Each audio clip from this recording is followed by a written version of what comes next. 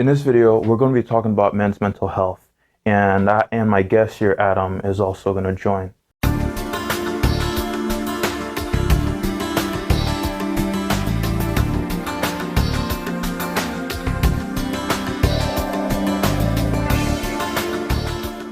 Men's mental health, it's a pretty big thing in society, and oftentimes, I've noticed that when it comes to males at least, we really try to make it seem like that they're fine and that they don't really have emotions. Mm-hmm. Well, what I see more of is that I think that we're making progress in a way where it's not, because years ago, having mental health issues was looked on as being delusional and being crazy. It was looked as something that, wasn't ideal to have. And I think we're making progress in realizing that everyone has something. Everyone's dealing with something at some point, whether it's the beginning stages of their life, end stages, or continues with them throughout their whole life. And the gap is that men don't take the resources.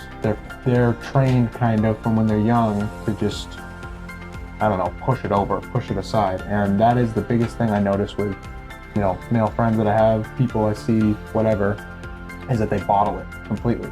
And sometimes it doesn't come out as anything until it has gotten to a point where, they're just, rage. Rage is the biggest thing. Something I actually see with people who are depressed and aren't talking and won't get help is just anger. And that's one of the stepping stones to, the worst things that come with not talking about your emotions. I agree. It's unfortunate. In your life specifically, have you kind of been forced yourself to kind of keep your emotions hidden? Well, when I hit a point when my dad passed away and my brother was addicted to heroin, and at that point I kind of had to assume a role, and these things happened kind of the same exact time. So it was I had to assume a role of being kind of the man of the house kind of thing. So I couldn't grieve the way I was supposed to because of just the things that were happening. So, to that extent, yeah, definitely. And, just living a life that there's always something going on, As I said, my brother was addicted to heroin. He was addicted to drugs, for 15 freaking years. So it was just there wasn't any really time for, me to have a problem because it was always my brother. So, I've definitely felt that in my life. That's tough. And do you think your brother was turning to heroin because he just, his problems, he just would not speak about them? He had untreated mental health issues, most definitely.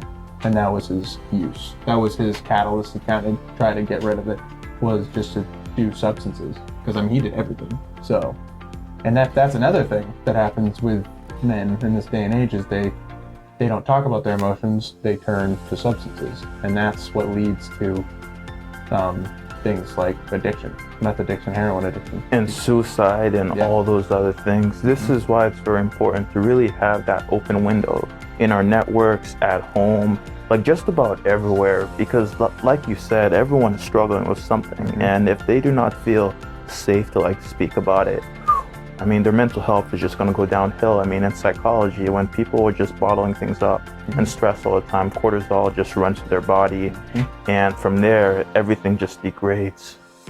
Well, yeah, and that's one of the biggest problems is people don't know what the actual physical bottling it up means. People just think of bottling it up as in not talking about it.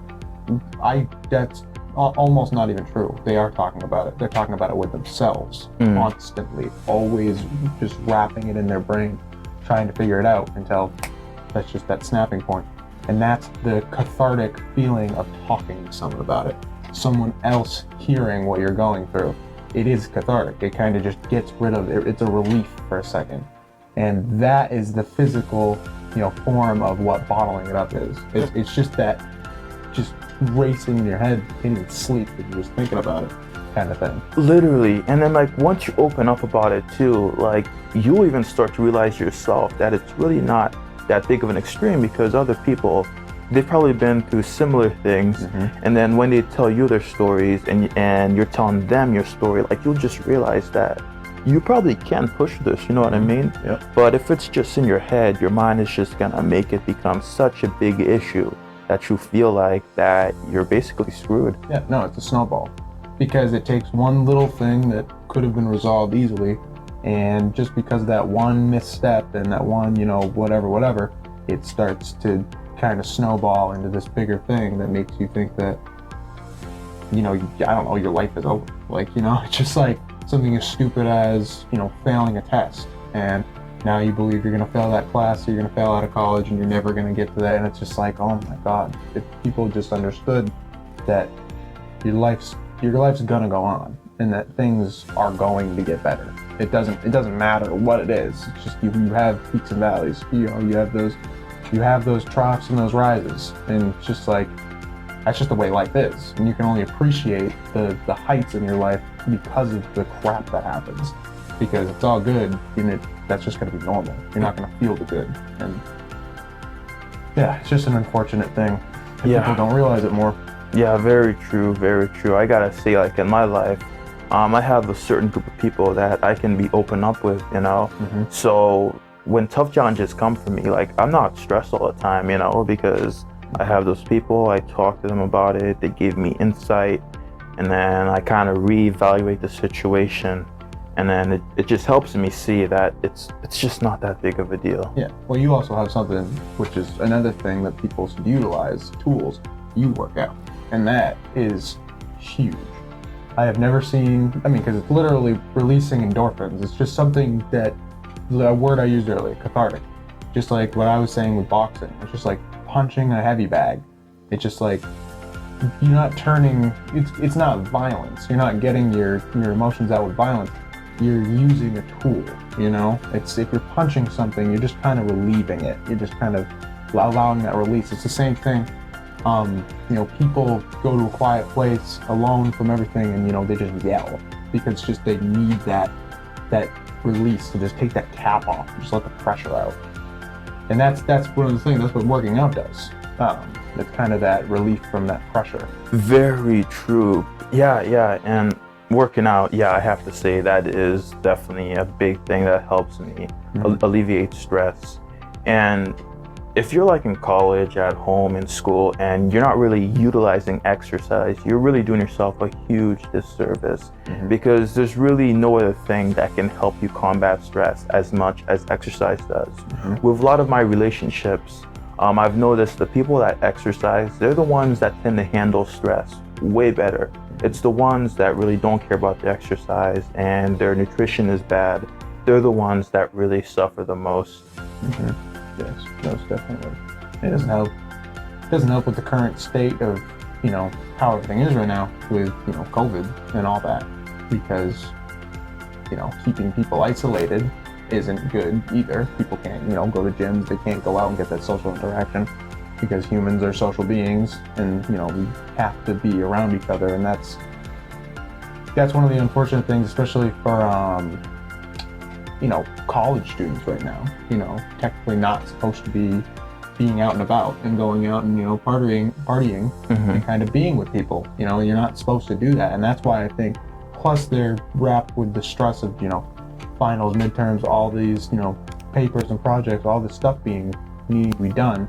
And you're supposed to go to your dorm room and sit in your dorm and study. And that's what you're supposed to do. You're not supposed to go out or do anything. And it's, that's not helping. Yeah, it's definitely right tough now. on the mental health. Ben Sarkis, who recently died at PSU, he committed suicide. I do wonder if it's because of all the stress of COVID, bottling up emotions, and all these other things that kind of led to it. Yeah, no, and that was one thing that I was thinking at one moment when I had found out about it. It's just I didn't, I don't know what he was going through, but I knew when I knew him at least that, he was struggling here for a little bit. I have no idea how he was doing this year, but when I knew him, he seemed to not be doing incredibly well here, and that's unfortunate. I know he had a lot of pressure from his parents and all that, but no, I don't think at all that this situation just isolating him. I think I heard that he was living in a dorm by himself. So, he was completely isolated. And it's just crazy because I know that the school has resources that could have helped him. Mm-hmm. Because I've utilized the mental health resources here before. I had mental health appointments weekly, and it's just crazy to, not see the patterns and to just realize that there was something that probably could have been done, and it just it didn't happen. Yeah, it's definitely very unfortunate, and I really hope that this video can kind of help you guys not go down those negative paths, because mental health, it's a very big thing, and if you kind of stay on top of the game, you can definitely overcome it. Thank you for coming on the show, Adam. Yeah, of course. I think we talked about a lot of great things that just gave people a more broader perspective about men's mental health. Mm-hmm. This was the end of the video. I hope you guys found a lot of value from it, because I see mental health as a serious thing, especially for males. I do not think it's good that in society we kind of try to force men to bottle up their emotions and stuff like that. There'll definitely be more videos to come in the future, and I'll catch you guys in the next one.